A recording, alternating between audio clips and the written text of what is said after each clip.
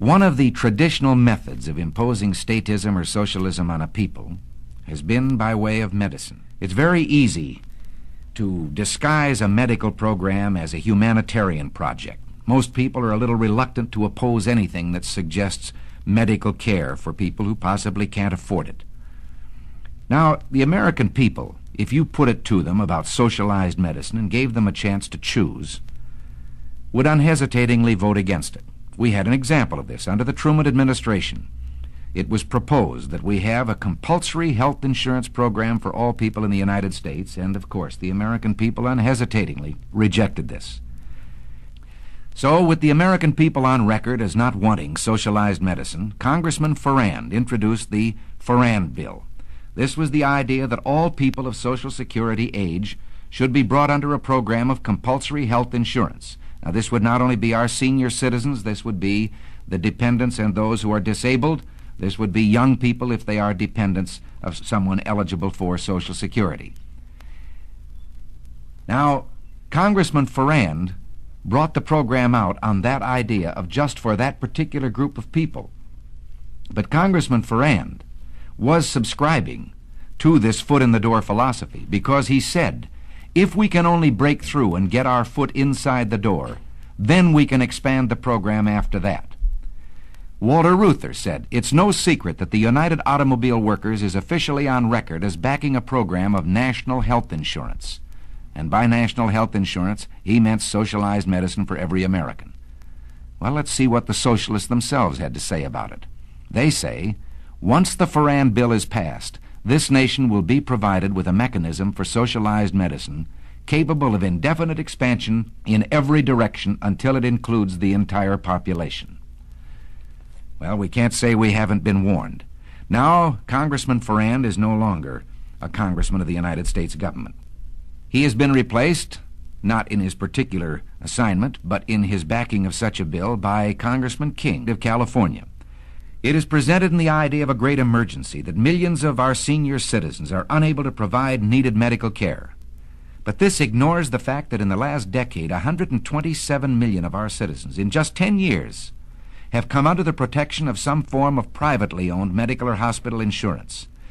Now, the advocates of this bill, when you try to oppose it, challenge you on an emotional basis. They say, what would you do? Throw these poor old people out to die with no medical attention? That's ridiculous, and of course no one has advocated it. As a matter of fact, in the last session of Congress, a bill was adopted known as the Kerr-Mills Bill. Now, without even allowing this bill to be tried to see if it works, they have introduced this King bill, which is really the Farrand Bill. What is the Kerr-Mills Bill?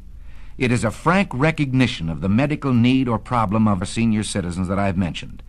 And it has provided from the federal government money to the states and the local communities that can be used at the discretion of the state to help those people who need it.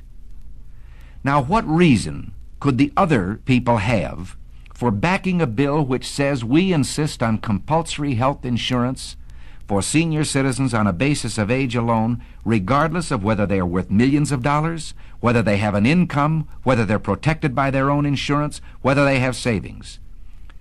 I think we could be excused for believing that, as ex-Congressman Farrand said, this was simply an excuse to bring about what they wanted all the time, socialized medicine.